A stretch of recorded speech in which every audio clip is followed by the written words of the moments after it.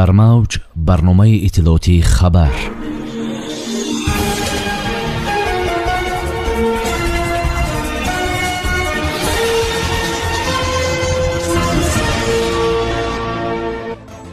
ба ифтихори рӯзи парчами давлатии Тоҷикистон барномаи фарҳангӣ доир мегардад. баргузории аввалин фестивали картошка дар Душанбе. машварати кории раиси вилояти Суғд. босозии 20 хонаи харобшуда дар муноқишаи марзӣ. миёни ҳалокшудаҳо дар сӯхтори Москав шаҳрванди Тоҷикистон низ ҳаст. заминларза дар Индонезия. шумораи қурбониён ба 162 нафар расид.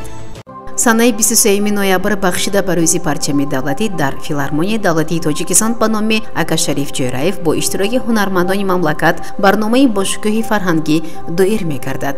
хабар медиҳад Амид Ховар. барномаи консертӣ бо ташаббуси вазорати фарҳанги мамлакат доир шуда, дар он устодони санъати тоҷик суруду таронаҳои ҷаззобро доир ба мавзӯъҳои ватан, модар ва истиқлолияту ҳуввияти миллӣ иҷро менамоянд. бахшида ба рӯзи парчами давлатӣ дар муассисаҳои фарҳангии мамлакат ҳамоишҳои илмию оммавӣ аз қабили суҳбату вохӯриҳо, намоиши китобҳо ва конференсияҳо вобаста ба муаррифии таърихи парчами миллӣ доир мегарданд. ёдовар мешавем, ки парчами давлатӣ ҳамчун нахустин рамзи давлати соҳибистиқлоли тоҷикон санаи 24 ноябри соли 1992 дар иҷлоси 16 сарнавиштсози шӯрои олӣ қабул гардида буд.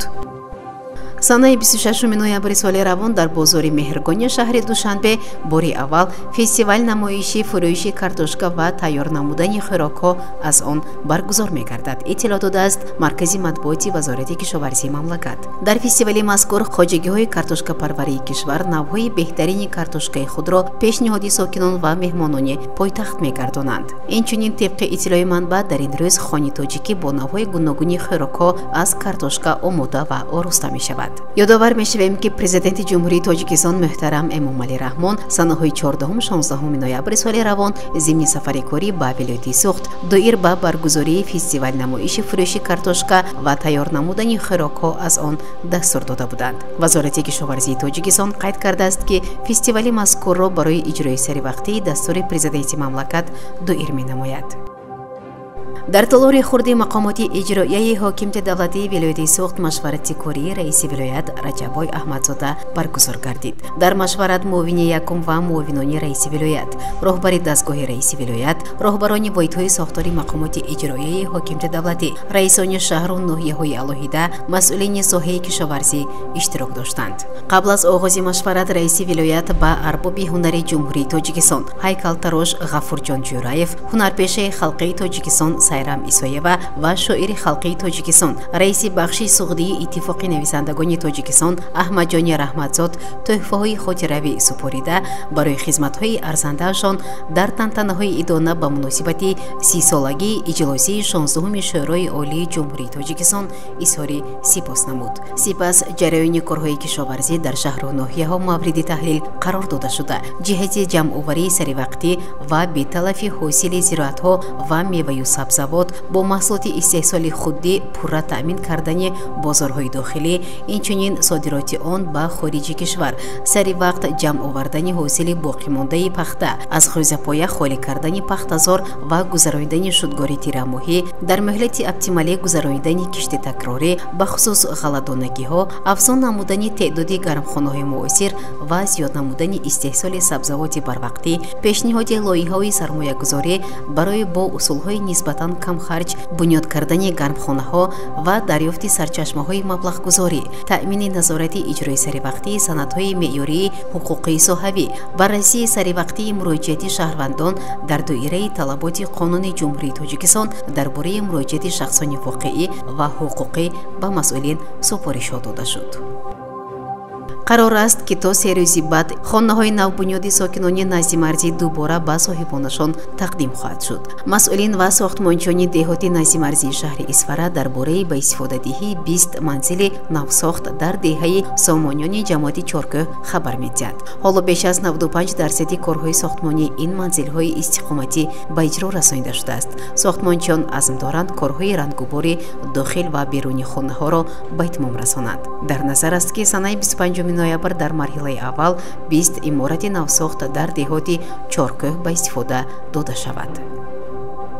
миёни қурбониёни сӯхтор дар Москав 6 шаҳрванди Русия ва 1 шаҳрванди Тоҷикистон аст, хабар медиҳад РИА Новости аз қавли намояндаи хадамоти изтирории пойтахти Русия. Дар миёни ҳалокшудагон тибқи маълумоти пешакӣ 6 шаҳрванди Русия ва 1 шаҳрванди Тоҷикистон мебошанд, гуфт манбаъ. ӯ афзудааст, барои шиносоии ҷасади кушташудаҳо ташхиси судиву тиббӣ таъин хоҳад шуд. ёдовар мешавем, ки қаблан хадамоти изтирории Москав гуфтанд, наҷотдиҳандагон тавонистанд 7 нафарро аз бинои оташ гирифта сиҳат берун оранд, ки аз бистарӣ шуданд худдорӣ карданд. тибқи иттилои аввалия, аз сабабҳои сӯхтор дар майдони камсамол метавонист нигоҳдории нодурусти мол ва нақси қоидаҳои бехатарии сӯхтор бошад. феълан мақомоти тафтишотӣ таҳқиқи ҷузъиёти қазияро оғоз кардааст. таъкид мешавад, ки эҳтимол шабакаҳои барқӣ дар анбор дар ҳолати садамавӣ қарор доштанд. мақомоти тафтишотӣ аз барои марги шаҳрвандон низ дар ин ҳодиса парвандаи ҷиноӣ боз кардааст. ба иттилои вазорати ҳолатҳои изтирории Русия, сӯхтори анбори гулҳо баъди зуҳри санаи 20 ноябр дар масоҳати 2,5 метри мураббаъ доман гусурда, аллакай баъд аз 9 соат оташ пурра хомӯш карда шуд. ба ин сӯхтор дараҷаи баланди душворӣ нисбат дода шуд.